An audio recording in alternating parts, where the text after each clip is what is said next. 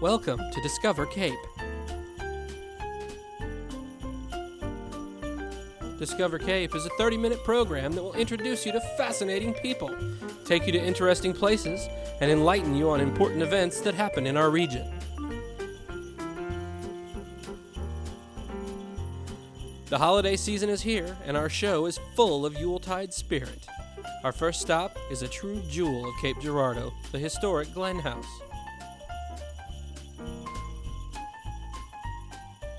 Then a tour of Old St. Vincent's Church,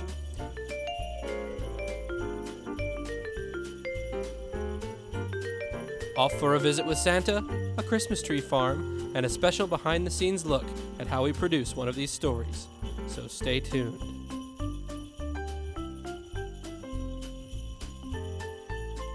Discover Cape is sponsored in part by Ameren.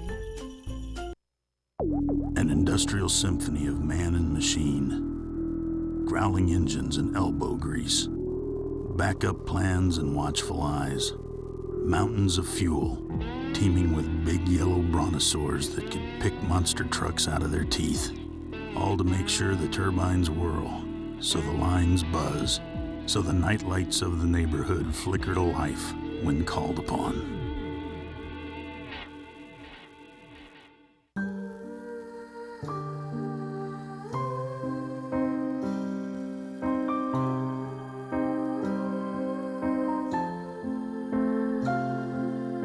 Learn how to fight mannequinism. Log on. I am an American soldier. I am an American soldier. I am an American soldier. I live the Army values. I will never accept defeat. I am the guardian of freedom and the American way of life. I am the Army National Guard. Defend freedom. Visit 1-800-GO-GUARD.com today.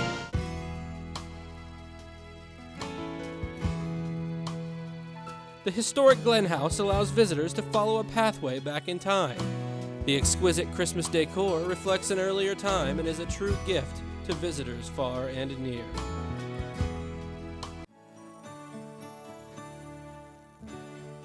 I am Bonnie Chaudroy.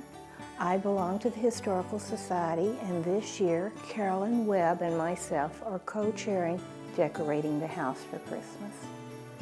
I've always loved older homes. I'm originally from the New Orleans area. There was an older home in our family that always was quite spectacular for the holidays. It belonged to one of my aunts. And I've always enjoyed Christmas. It's actually my favorite time of the year. And the Glen House sort of holds a special place in my heart. I enjoy working here. Truthfully, this is only the second year that I've been involved with the decorating. It's kind of a slot that you wait to get on, and so when someone stepped down, then I was able to step in and start working with the decorating here.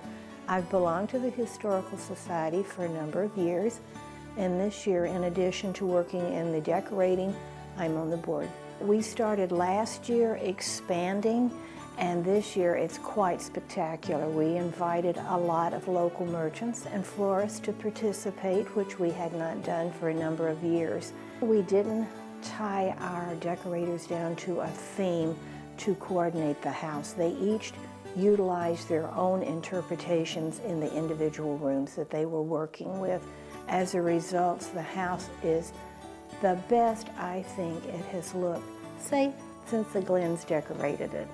I'm Polly Cotner, and I serve as docent at the Glen House on various occasions.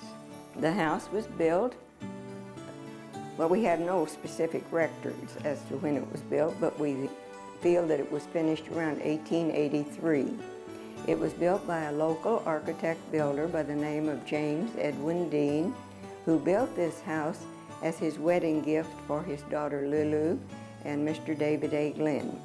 And David and Lulu were married in January of 1881. So they were the first residents of this house. Some of it has been given to us by various families.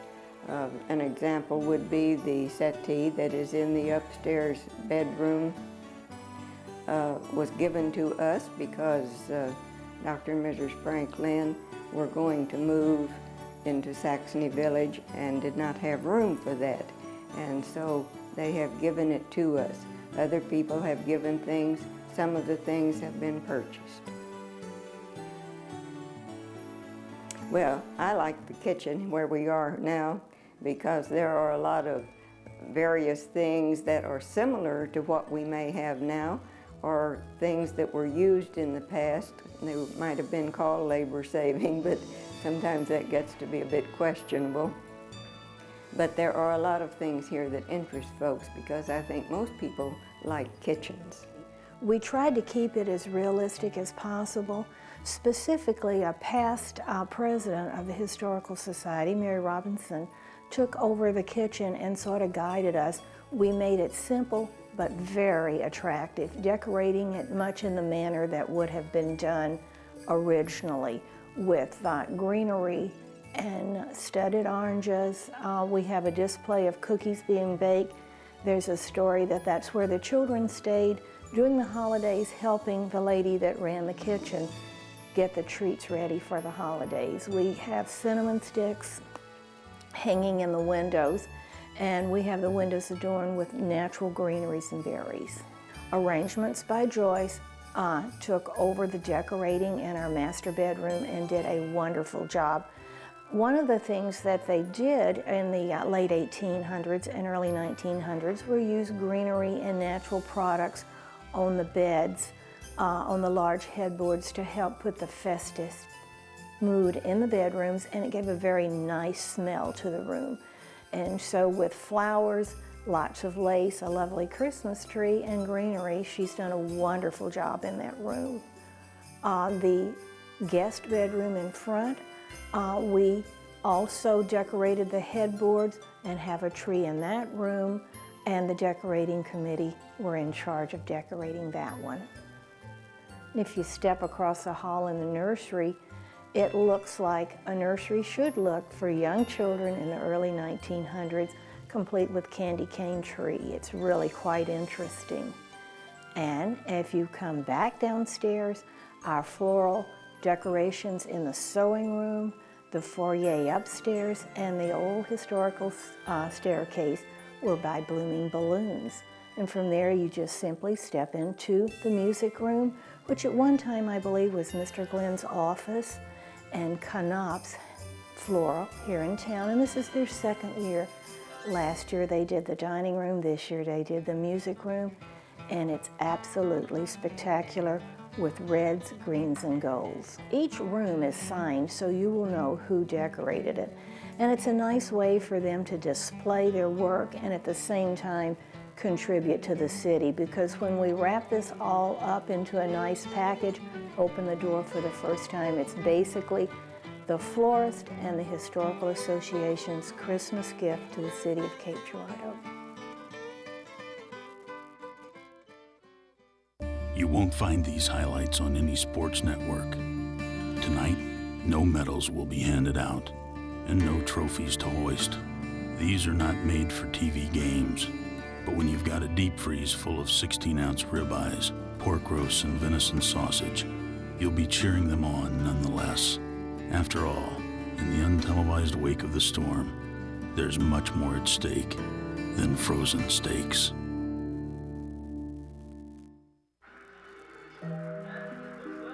Passing gas in the presence of others is not only inappropriate, that is so foul. It can be deadly.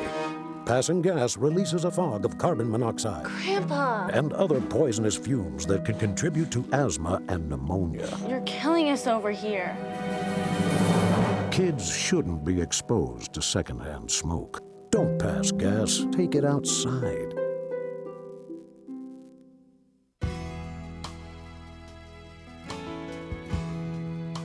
Built in 1853, Old St. Vincent's is on the National Register of Historic Places and was built in Gothic style with some Roman influences. It is designated as a chapel of ease. This church was constructed in 1853. These pews that we're looking at are the original pews, and they had doors on them. We have numbers on them. They used to have pew rent here. You would have to pay pew rent, and you know, for like, say, 9 o'clock Mass, you were assigned to pew number 47. And I guess if someone was in that pew at 9 o'clock, you could run them out. This church is consecrated, and by that it means that it cannot be torn down unless it is falling down. That's literally the specifics of it.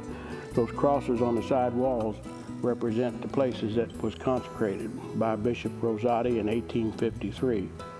Also, in order to be a consecrated church, you had to have a freestanding liturgical altar, which we have. And by that, it means that you have an altar stone which has 5 relics of St. Vincent, St. James, St. Andrew, and I don't know the other one. It's sitting on a column of bricks that goes all the way to the ground. That makes it a liturgical freestanding altar. We just recently, 2.5 years ago, bought an organ, which is a Chance, and it was a $250,000 organ, and it's all paid for. They decided to go ahead and marbleize the columns in our church. The reason why is because this is an English Gothic church, and back in the 1850s, the English Gothic Renaissance was broke.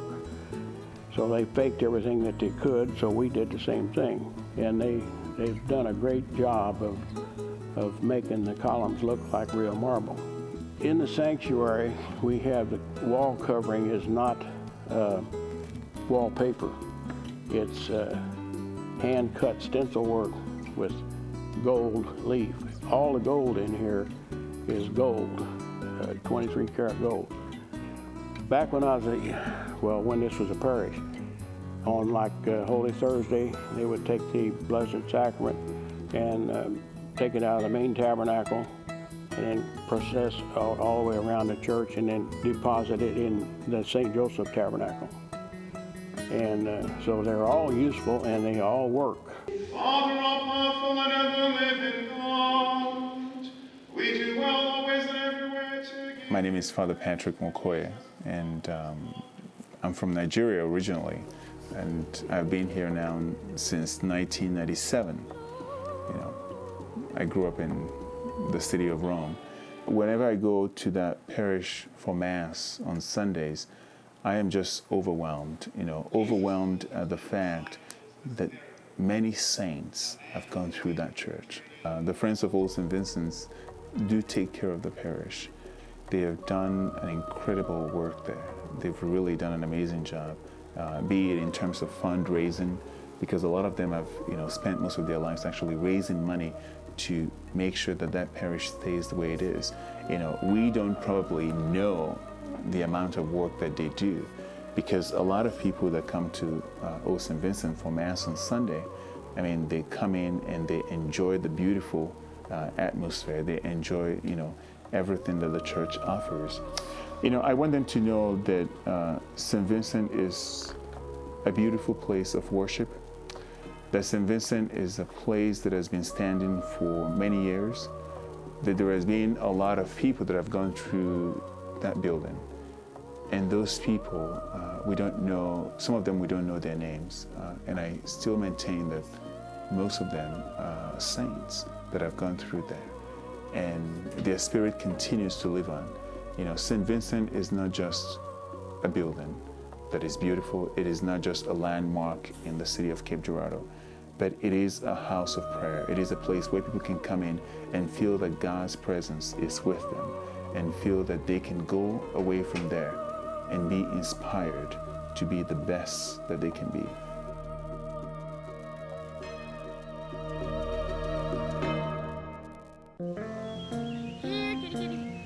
You'd think it would be easy to tell which kids have trouble with their eyesight, but that's not always the case. Here, kitty, kitty. For clues on how to spot the signs of childhood vision problems, visit checkyearly.com.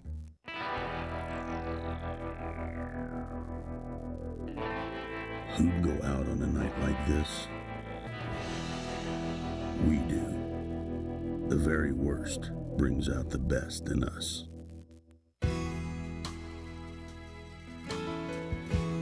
Did you ever wonder how much time it takes for us to tell one of our stories? Well, here's a story about how we tell a story, and what follows is the real story. The Myers Christmas Tree Farm in Jackson. My name is Bart Elfrink. and I am making this piece on the making of another piece. My name's Charlie Ziegenhorn. I'm a senior here at Southeast. Today I'm up here working on my Meyer Christmas Tree Farm project. Me and my partner, Bart Elfrink, are doing like a little joint project. I'm shooting the actual Meyer story about the Meyer Christmas Tree Farm in Jackson, Missouri. He's shooting a behind-the-scenes version of what I do.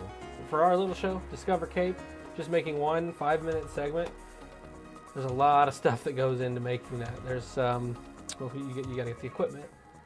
I set up my camera and I watched him get ready. He put all the equipment together that he needed for the shoot, which included cameras, monitors, sandbags, tripod, electrical equipment, cables, everything. You know, and he loaded it all up and we took it out to the car, and it's quite a lot of work if you're doing it by yourself. That's why you always have to have two people. Oh yeah, it's very ridiculous. And I've gone on several shoots by myself, which is usually not fun. Usually I don't try to take everything by myself because it's a pain and it's heavy. But usually the stuff I'd say weighs about at least close to maybe 20, 30 pounds. It was ridiculous how much work was involved. Now, once you get your equipment out to the field, another really important thing to remember is you actually have to have tapes. This is the kind of tape we shoot on. It's a DVC Pro. You can shoot almost an hour worth of footage on this. They're very small, very easy to misplace. One time we went out on a shoot, it was about 20 minutes away from home, and I forgot my tapes. So. Also, you shouldn't throw those tapes because those tapes are expensive. It was a whole day wasted. It's tough. It is tough. You have to almost have a giant clipboard with a checklist to remember everything. Shooting by yourself, it can be difficult because, well, like, for example, like for what I do for when I go shoot, I usually go through a checklist of like what I want to do, questions of like who I want to ask the person. And well, once I get that done, when I go out to the location, when I first get there, I'll just get out, walk around, just look around at my surroundings, see like what I got to work with, what I could go shoot with. I'll go set up next and just meet with the person I'm going to interview, and I'll get them mic'd up and get my gear set up, and once I'm ready, I'll start shooting and go through my questions I have for them. And usually as I'm listening, I'll start checking stuff off in the back of my mind, thinking, okay, I need to get a shot of this, a shot of this, a shot of this for my footage, my extra footage that I need once I'm done with my interviews. Then once you get everything, you get the tapes, get everything on the tape, you bring the tape back. When you get here, you come to the nice editing suite, pop that tape in the deck, turn on the computer, capture your footage. Now, by capturing your footage, all you have to do is you take the footage from the tape and you put it on the computer. Once it's on the computer, you do the editing. For me, the editing does take the longest because it is, just like Charlie said, it's the most creative part of the process. What you're gonna do is, you pick the scenes you want, you put them in the right order, put them wherever you want, put a little music with it, and you're done. I know that sounds like it's a really quick operation, but it's a lot more complicated than that. Sometimes it's easy, sometimes it's not. Usually it works out. I made it sound like it was a lot easier than it actually is. Actually, editing is fairly complicated. It does take quite a while. I mean, Charlie's been in here for the last who knows how long. He was here whenever I left last night, and he was here when I got here this morning. I've been editing this morning now since about 9:30, so it's been almost 3 hours now. I was able to find some good music to make it fit well. I had to go back and redo a couple of interview parts in here to kind of match my video up a little better. All right, man, I gotta get this done, so I gotta get back to work. I'll talk to you later. It's a fun business, it really is.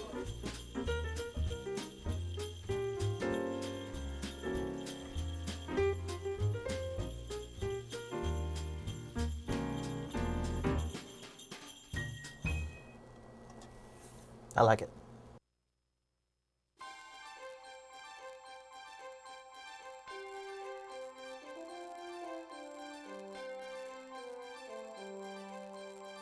I'm Teresa Meyer, and this is Meyer Horseshoe Pines. This is a choose and cut Christmas tree farm located just outside of Jackson. We have lots of visitors this time of the year that come to pick out their Christmas tree.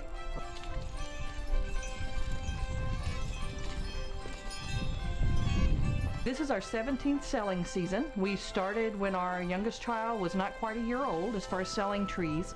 It takes 6 to 7 years to get a tree that's ready to sell, so we actually started planting trees in 1983.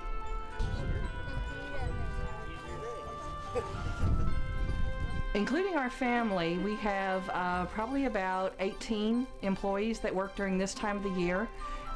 During the regular yearly events that we do as far as shearing and mowing in the field, it's our family members that do that. And then during this time we hire extra kids to cut greenery and to cut trees and to get the trees ready to take home for everybody. So I said probably about 18 to 20 people most weekends.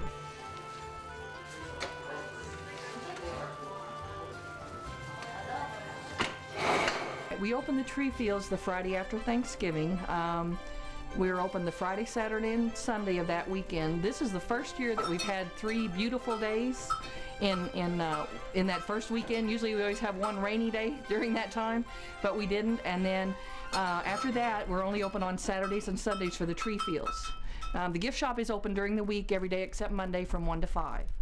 When somebody calls and has never been here or visited Horseshoe Pines before, some of the things that we always tell them are all the trees that are for sale in the field will have a price tag on them with a number. So if they find a tree they kind of like but they want to keep looking, the trees that are for sale are in numerical order so they can come back and find that tree. We put the size on there and we put the price so they know about what it is plus tax that it's going to be. We always tell them we've got guys in the field to cut the trees for them. After we cut the trees, they'll put them on the wagons, break them down, and then our crew here in the back of the barn gets them ready to take home. There are no needles on a pine tree that are alive that are older than 2 years, but those old needles will go to the center of the tree. And we know people don't like pine needles in their carpet, so the guys have built the shakers, and that's how we clean and shake the trees, get the old dead needles out. Then they'll bale them so they're easier to get home. A lot of people have a pickup truck, but in this area also the guys have to put them on top of a lot of vans. So we get them ready, put them on top of there, and then we let the folks tie them on themselves. We bought our first horses right after we bought the farm in 1982. We've always held Belgian draft horses, and then our son Ben and my husband built this wagons. We call them people haulers. We wanted something that was easy for people to step into and makes a safe passage for them. We have 2 teams that we use full time, and we have several good friends that come and drive that also have Belgians on their farms. So a lot of ornaments here in the shop. We probably have between 400 and 500 different types of ornaments, everything from every kind of sport to red hat ornaments to new babies, new parents, new grandmas, all kinds of things. It's a lot of fun. Everybody that comes here is really excited, and they're excited about picking out their tree, and then a lot of times they'll let each of their kids pick out a special ornament, and then sometimes we'll personalize them for them if they'd like us to. Like I said, we have a good crew. We have got guys that have worked for us for years, still come back, that started back in high school, and they enjoy the season too. So it's a fun business, it really is. Hey there. Hi! I haven't seen you before. Yeah, I just moved here. I'm new. Wanna hang out or something? 'Cause I have a feeling we're gonna be best friends. Things can get pretty ugly when you're bored. In an after-school program, you can find something way better to do. The cavalry doesn't always sound a bugle. Sometimes it simply rolls out before dawn and quietly saves the day before you even know the day needs saving.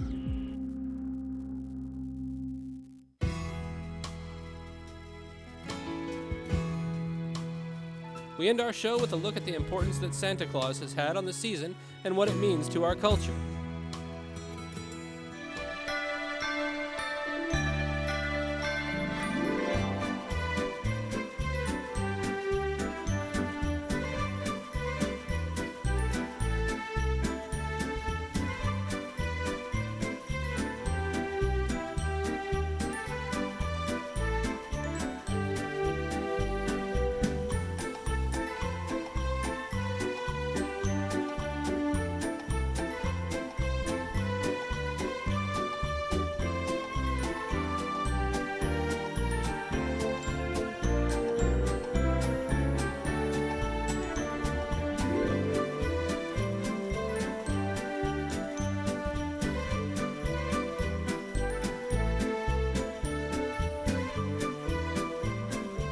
young children sled and play, anticipating throughout the day, in hopes of Santa drawing near, for all the boys and girls to hear, with sleigh bells ringing in the air, and snowflakes falling everywhere.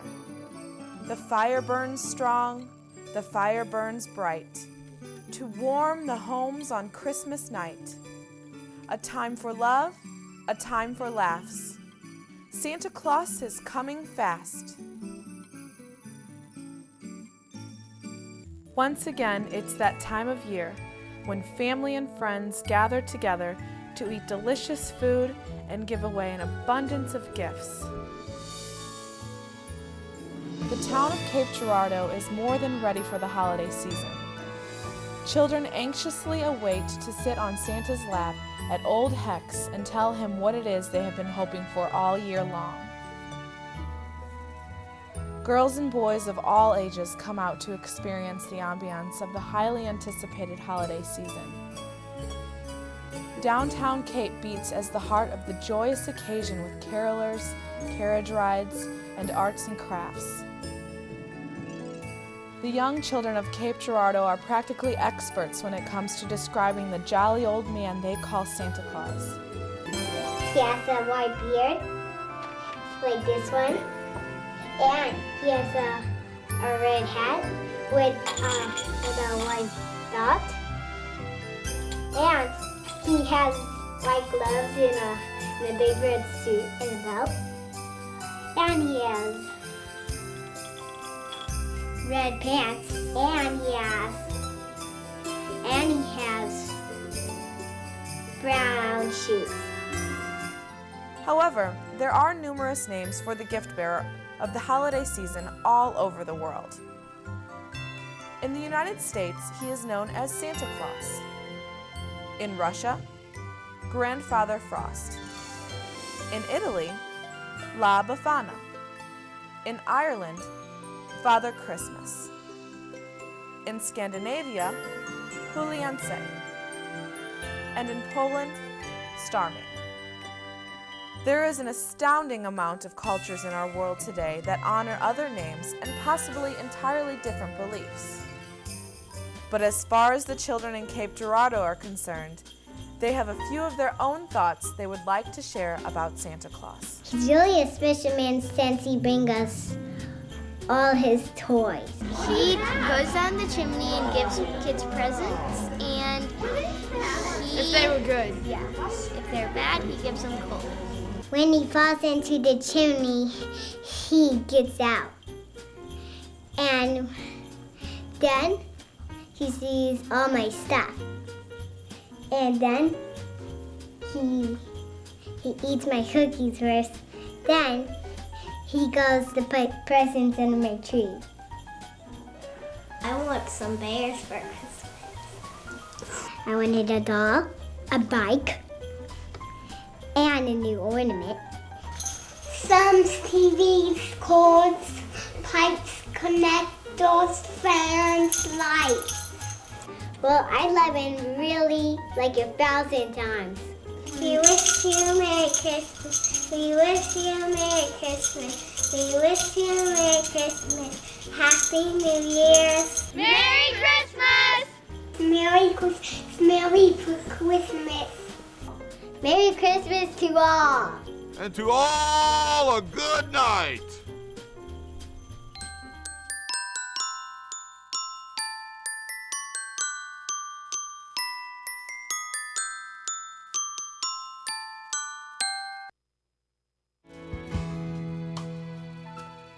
Thanks for taking this journey with us. Each month we will take this journey where there are many places to go. There are many interesting people to meet, and so many new things to discover. Join us again as we welcome in the new year. Happy holidays.